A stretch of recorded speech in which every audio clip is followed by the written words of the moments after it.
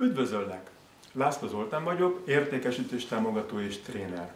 Tréningeimen a tudatos értékesítést oktatom, és ezt megpróbálom olyan szintre vinni, úgy tenni, hogy ez közérthető legyen. Például, Mici Mackó jön le a lépcsőn. Fejét beveri minden lépcsőfokba, ugyanis Robert Gida húzza a lábától.